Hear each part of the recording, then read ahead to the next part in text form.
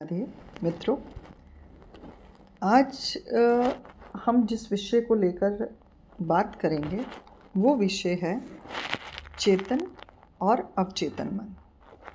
क्या आपने कभी ये सोचा है कि हमारे जीवन के फैसले सच में हम खुद लेते हैं या कोई अदृश्य शक्ति हमारे भीतर जो हमें चला रही है? कभी कभी हम कुछ करना चाहते हैं लेकिन कदम किसी और दिशा की ओर उठ जाते हैं। ऐसा क्यों होता है?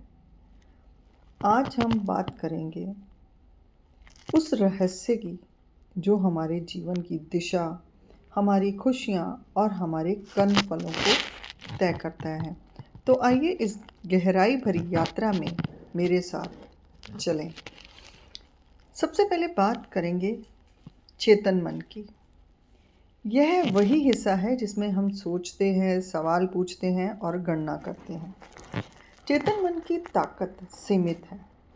यह एक समय पर केवल कुछ विचारों को पकड़ सकता है, जैसे आप इस समय मेरी आवाज़ सुन रहे हैं।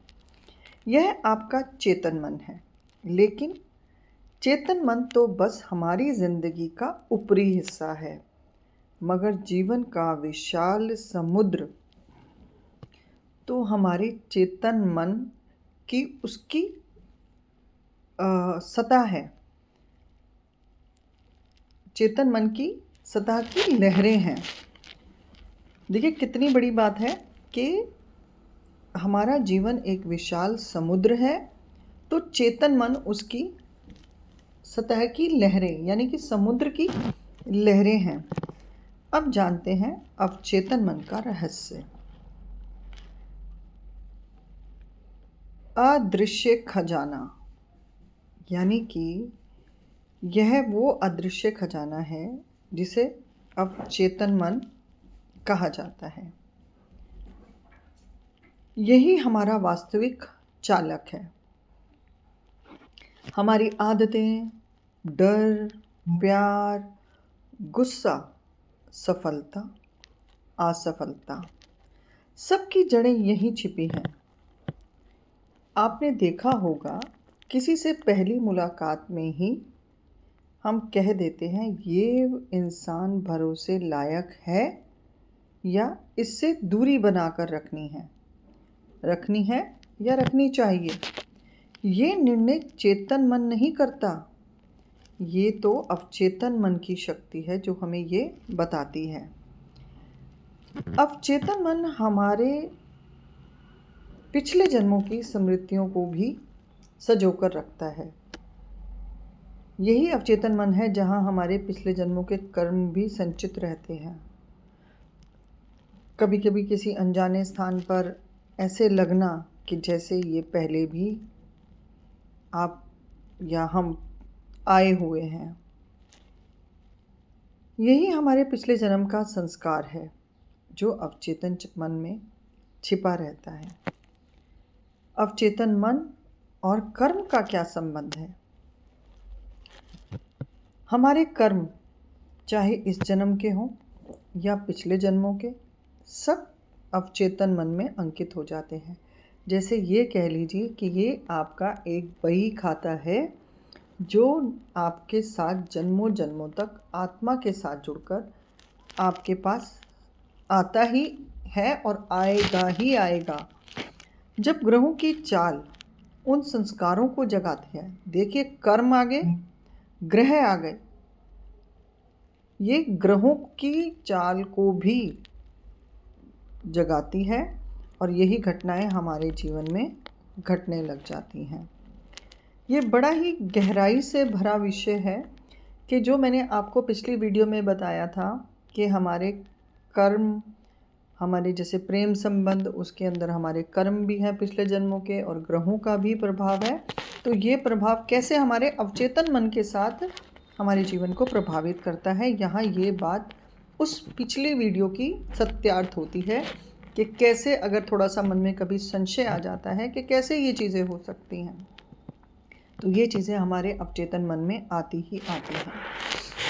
इसलिए कई बार प्रेम में धोखा मिलता है, कई बार अचानक जीवन में सफलता या असफलता आती है।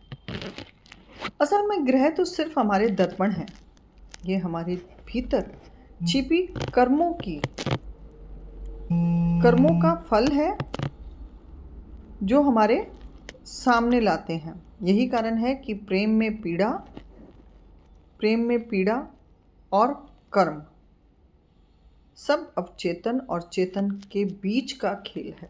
अब ध्यान रखिए कि हमारे कर्म हमारे जीवन में कितने ज़रूरी हैं, कि जो हमें ये बताते हैं कि हमें किस तरीके से अपने जीवन के अंदर कर्मों को करना चाहिए कि हमारा मन भी स्थिर अवस्था में रहे और हमें हमारे जीवन में पिछले जन्मों के कोई बुरे कर्मों का प्रभाव उतना ज़्यादा ना पड़े। इसीलिए शायद भक्ति मार्ग की बात कही गई है। अब अवचेतन मन को साधने के उपाय क्या हैं?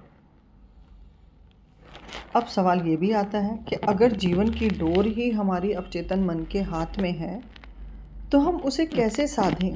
अब बात हम कर रहे हैं अपने अवचेतन मन को साधने की। इसके लिए क्या है? जैसे आपने बहुत सारी वीडियोस देखी होंगी कि आप अफर्मेशन बोलिए, पॉजिटिव अफर्मेशंस, यानी कि सकारात्मक सोच। रोज़ सुबह कहें, मैं प्रेम हूँ, मैं शांति हूँ, मैं ब्रह्मांड का अंश हूँ, मैं एक शक्तिशाली आत्मा हूँ। ये शब्द धीरे धीरे अवचेतन मन को बदलते हैं, परंतु इनका अभ्यास रात को सोने से पहले और सुबह उठते ही निरंतर आप करें तो आप उससे देखेंगे कि आपका जीवन धीरे धीरे बदलने लगा है। मैं प्रयास करूंगी कि अगली वीडियो हम 21 दिन के ऊपर अवचेतन मन की ही बनाएं कि जिससे आप सबको नया मार्ग मिले और अपनी इच्छाओं की पूर्ति करने के लिए अवचेतन मन की मदद भी मिले। अब बात करते हैं ध्यान। मेडिटेशन हमारे अवचेतन मन के द्वार को खोल देता है। जब मन शांत होता है तब पुरानी पीड़ाएं और डर बाहर निकलते हैं। सच्चा प्रेम, जब हम बिना अपेक्षा का प्रेम करते हैं, अवचेतन मन शुद्ध होने लगता है, क्योंकि प्रेम में ही वह शक्ति है जो जन्म जन्मांतरों के कर्मों को भी बदल सकती है। ग्रहों का संतुलन, मंत्र, साधना और अच्छे कर्म ग्रहों की नकारात्मक छाया को हल्का कर देते हैं। मेरे प्रिय साथियों, चेतन मन वह दीपक है जो हमें रास्ता दिखाता है और अवचेतन मन वह महासागर है जिसमें हमारे जीवन के सारे खजाने छिपे हैं। अगर आप अपने अवचेतन मन को प्रेम, ध्यान और सकारात्मकता से भर देंगे तो कोई भी ग्रह, कोई भी कर्म, कोई धोखा हमारी आत्मा को ठग नहीं सकता। तो आइए आज से संकल्प लें, हम अपने मन को साधेंगे, अपने कर्मों को शुद्ध करेंगे और अपने प्रेम को ईश्वर की ओर मोड़ देंगे। यही है अवचेतन और अवचेतन मन का सबसे बड़ा रहस्य। राधे राधे।